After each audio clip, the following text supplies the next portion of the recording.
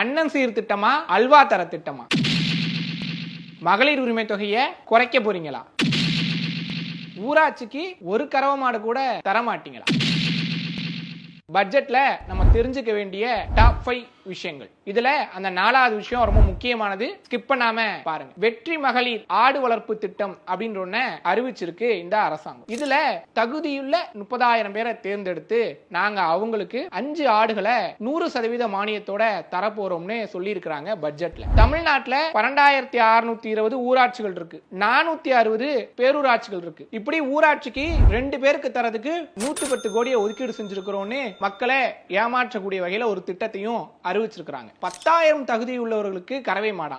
அப்ப ஊராட்சிக்கு ஒரு கறவை மாடு கூட நாங்க தர மாட்டீங்களா அப்படின்னு கேள்வி எழுப்பக்கூடிய விதத்துல திட்டங்களை குளறுபடியா அறிவிச்சிருக்கு இந்த அரசாங்கம். அண்ணன் சீர் திட்டம் தமிழ்நாட்டுல ஆண்டுக்கு 5.5 லட்சத்திலிருந்து 6.5 லட்சம் வரைக்கும் திருமணங்கள் பதிவு செய்யப்படுது. ஒரு 6 லட்சம் பேருக்கு இவங்க இந்த திட்டத்தின் மூலமா தராங்கன்னு வச்சுக்கிட்டாலும் கூட 8 கிராம் தங்கம் ஒரு 80,000 கூட வச்சுப்போம், 5,000 ரூபாய்க்கு ஒரு பட்டுப்புடவை அப்படின்னு வச்சாலும் கூட ஒரு ஆளுக்கு இவங்க 85,000 செலவிடணும். அப்ப 6 லட்சம் பெண்களுக்கு 85,000 தரணும்னு சொன்னா 5,100 கோடி தேவைப்படும். ஆனா வெறும் 812 கோடி தான் அறிவிச்சிருக்காங்க. அப்ப இது எல்லா திருமணமாற பெண்களுக்கும் தரப்போறது இல்ல அப்படின்றத பட்ஜெட்டின் வழியா சொல்லாம சொல்லி இருக்கு இந்த அரசாங்கம். போன திமுக அரசை பொறுத்தமட்டில் கல்வியில் சிறந்த தமிழ்நாடுன்றத அவங்களுடைய முழக்கமா வச்சிருந்தாங்க. ஒவ்வொரு பட்ஜெட்லயும் பள்ளி கல்வித்துறைக்கு செலவிடக்கூடிய தொகை மட்டும் அதிகமாயிட்டே போயிட்டு இருந்துச்சு. குறிப்பா இடைக்கால பட்ஜெட்ல கூட 48,000 கோடிக்கு மேல பட்ஜெட்டை ஒதுக்கீடு செஞ்சு இருந்தாங்க. ஆனா இன்னைக்கு பள்ளி கல்வித்துறைக்கான பட்ஜெட்ல 44,527 கோடி மட்டும்தான் பட்ஜெட்ல ஒதுக்கீடு செய்யப்பட்டிருக்கு. கலைஞர் மகளிர் உரிமை தொகை திட்டத்தை இந்த அரசு மகளிர் உரிமை தொகை திட்டம்னு பேரை மாத்திருக்கு.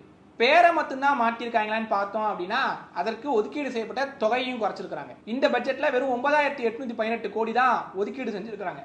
2025-2026 பட்ஜெட்டை பொறுத்த மட்டும் பார்த்தோம்னு சொன்னா 13,000 கோடிக்கு மேல ஒதுக்கீடு செய்யப்பட்டிருக்கு.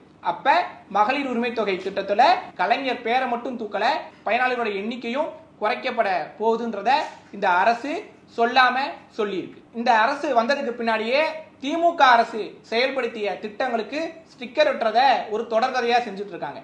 ஏற்கனவே முதலமைச்சருடைய காலை உணவு திட்டத்தை பெருந்தலைவர் காமராஜர் காலை உணவு திட்டம்னு பேரை மாத்தினாங்க. முதல்வர் படைப்பகங்களை வெறும் படைப்பகங்கள்னு சொல்ல தொடங்கினாங்க. கலைஞர் வீடு வழங்கும் திட்டத்தை வெற்றி வீடு வழங்கும் திட்டம்னு மாத்தி இருக்காங்க. உங்கள் கையில் உலகம் திட்டத்தை வெற்றி மடிக்கணினி திட்டம்னு பேரை மாத்தி இருக்காங்க. இலவச மிதிவண்டி தரும் திட்டத்தை மாடல் மிதிவண்டி திட்டம்னு பேரை மாத்தி இருக்காங்க. அயோத்திதாசர் குடியிருப்பு மேம்பாட்டு திட்டத்தை அயோத்திதாசர் வாழ்விட மேம்பாட்டு திட்டம்னு பேரை மாத்தி இருக்காங்க.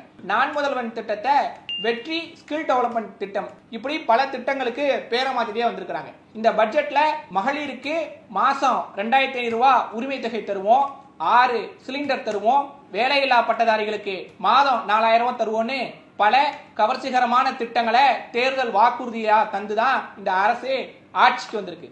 ஆனா அந்த திட்டங்களை செயல்படுத்துவதை பத்தி ஒரு வரி கூட இந்த பட்ஜெட்ல இல்ல. ஆக மொத்தத்துல இந்த பட்ஜெட் ஸ்டிக்கர் ஒட்டின ஒரு பட்ஜெட், ஏமாற்று பட்ஜெட், தமிழ்நாட்டை வீழ்ச்சி பாதைக்கு அழைச்சிட்டு போற பட்ஜெட்ன்றதுல எந்த விதமான மாற்று கருத்தும் இல்ல.